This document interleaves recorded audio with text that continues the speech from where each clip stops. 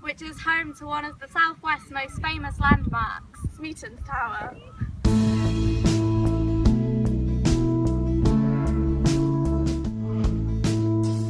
The designer of this innovative structure was John Smeaton. Smeaton moulded the way the work of engineering was seen.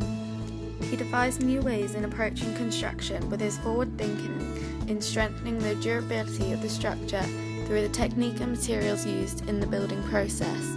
Not only this, but he was the first person to coin the term civil engineers and also established the first ever engineering society in the world. This lighthouse was originally located at the Eddystone Rocks, which is 9 miles south of Roundhead. It was the third lighthouse at the Eddystone Rocks and was completed in August 1759. Standing 59 feet high, the base diameter is 26 feet, reducing to 17 feet at the top. The two previous Eddystone lighthouses were destroyed by fire and storms. The third lighthouse construction was due to Smeaton. The job of designing the Eddystone Lighthouse was of great importance. This is demonstrated with the first lighthouse, which was under construction whilst England was at war with France. The Admiralty saw this as such great importance that they provided Winstanley, the engineer of the lighthouse, with a warship for protection on days of work.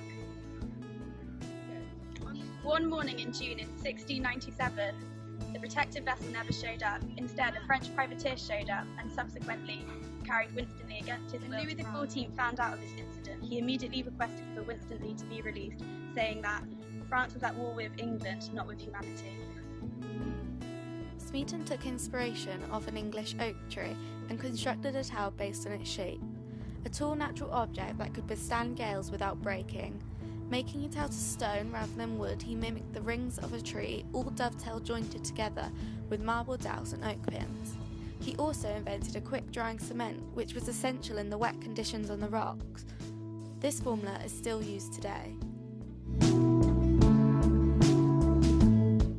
For such a task demanded the toughest labourers. Many of the men employed had been Cornish tin miners. However, to ensure that the men would be exempt from being kidnapped into the naval service, Trinity House arranged with the Admiralty at Plymouth to have a medal struck for each labourer to prove that they were working on the lighthouse.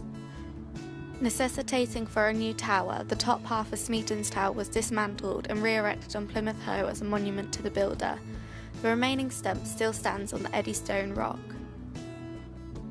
However, in the 1870s, it was discovered that the sea was undermining the rocks upon which the lighthouse had stood for 120 years.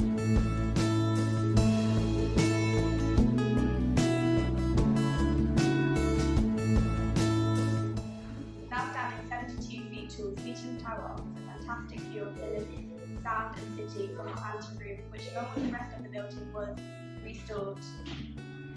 The lighthouse draws in both international and local tourists to come enjoy Plymouth's views and local landmarks.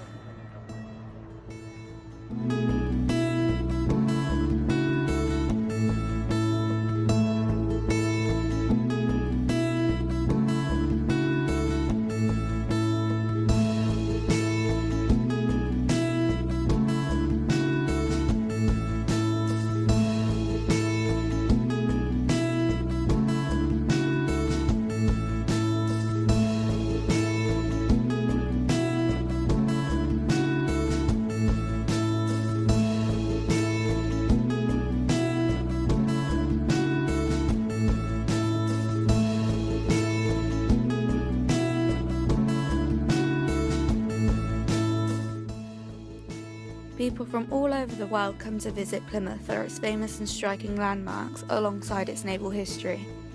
Not in use today as a lighthouse, but solely for its striking appearance upon the Hoe, Smeaton's Tower offers idyllic photos. With just one look, you know from the eye-catching lighthouse that you are in Plymouth.